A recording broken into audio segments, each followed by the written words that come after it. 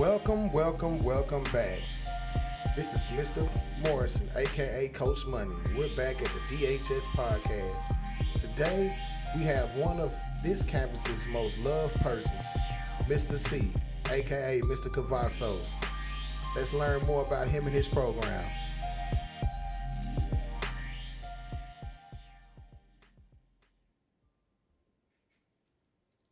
Good morning, Mr. C. How you doing today? Good morning. I'm doing fine, man. Everything's good.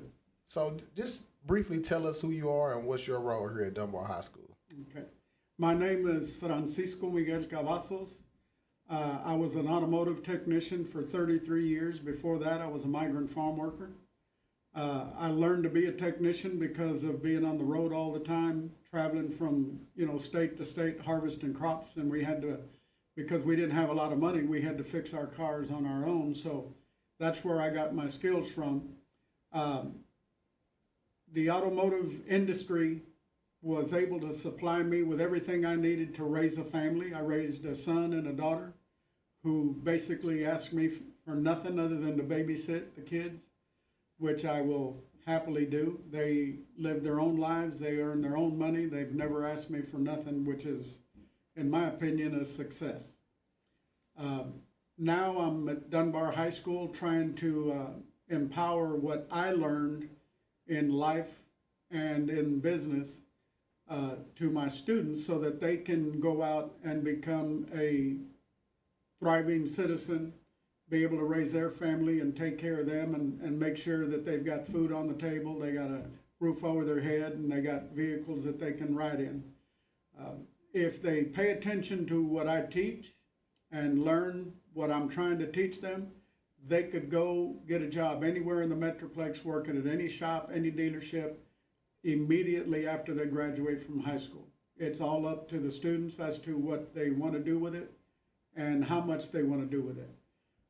There's a lot of different directions to go. The automotive industry has many jobs. You can go into the parts department, you can go into the body department, you can go into the automotive technician, service advisors. There's a lot of different ways to go. My brother was a service advisor.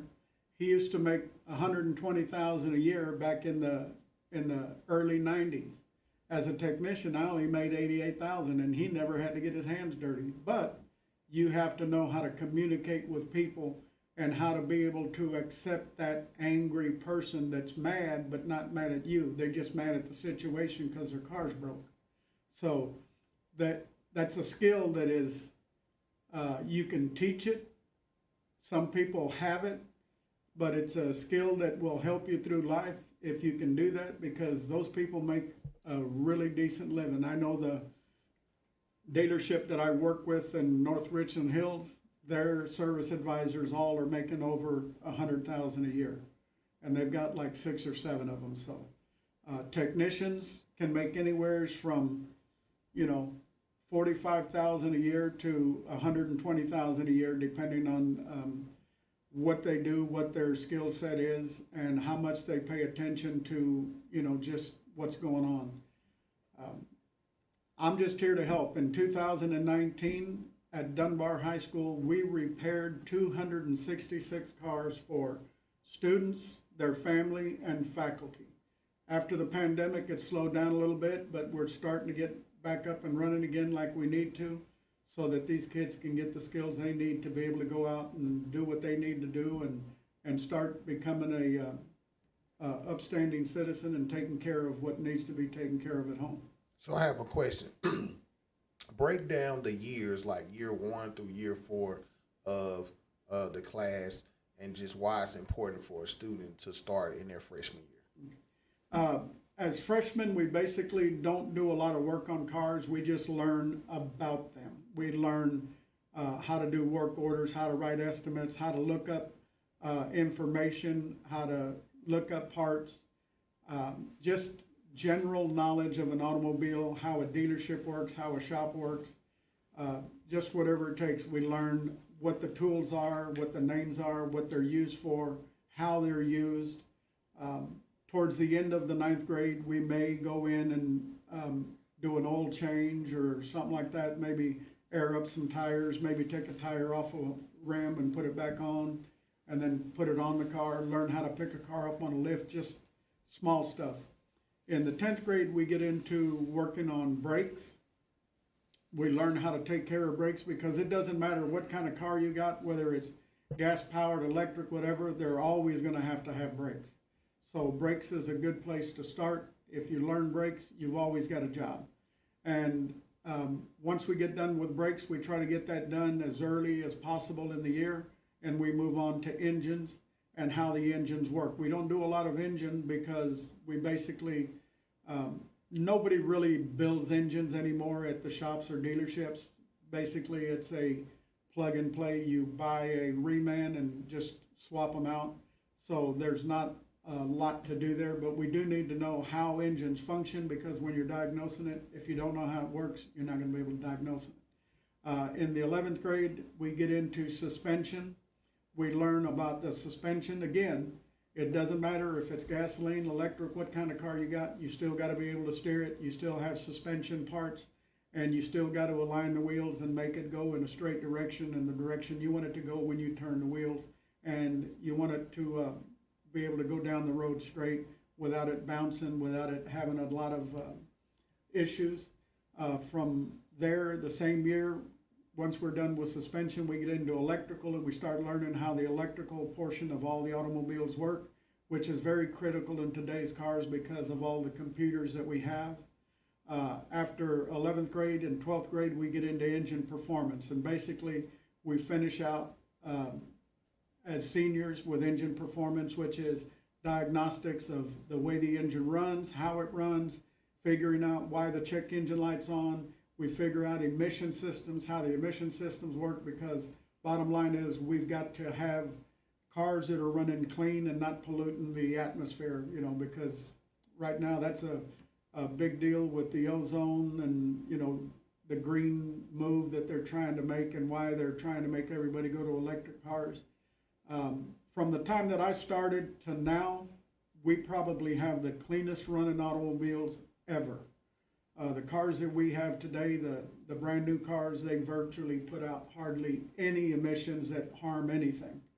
Unlike the 69 Charger that I bought back in 1969, they got 5 miles to the gallon, and basically most of that gasoline was going out the tailpipe and into the atmosphere. And so we've rectified all that by the use of computers, sensors, and just the way cars are being produced today. But it takes a really strong-minded person to be able to think like a computer does on a car, because it's way different than it used to be when it was just everything was adjusted by human beings. Now the computer does all the adjustment, and you got to be able to communicate with that computer and be able to tell it and ask it what it needs and how it needs to happen. So it's much more complex than it used to be, but it's very challenging, but it's also very rewarding when you figure it out and you go, I did that. That's a great segue. That's the second time that you've mentioned communication. Talk about your communication style and your philosophy for teaching, building relationships, and how you hope that has an impact on the student's life and hopefully their future career, whether it's in auto mechanics or anything else. Okay, so one of the things I tell my students at the very beginning, there's a lot of students that think I'm not a nice guy because I'm a little bit crass, I'm a little bit rough, but the bottom line is, in this industry, you're dealing with a lot of angry people. Their car's broke. They're not going to come and talk nice to you. Are they mad at you? No, they're not. You have to learn how to withstand that verbal confrontation that's not meant for you.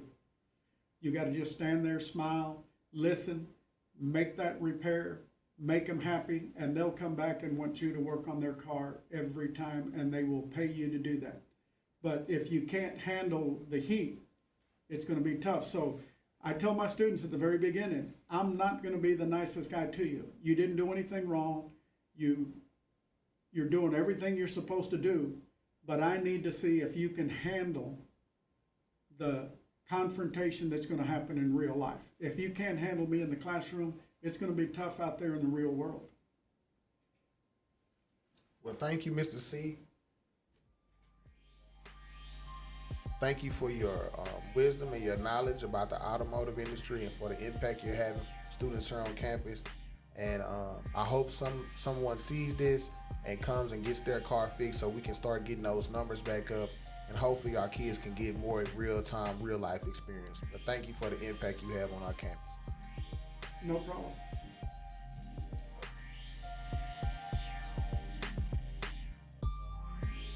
Greetings, Wildcat Nation. As you can see, the media team has been hard at work. We have one task for you all, though. Make sure to subscribe to our YouTube channel. The channel is Dunbar HS 5700. Make sure to go and subscribe. And be sure to follow us on all of the social media platforms, Twitter, Facebook, and Instagram. Definitely. We hope to see you there.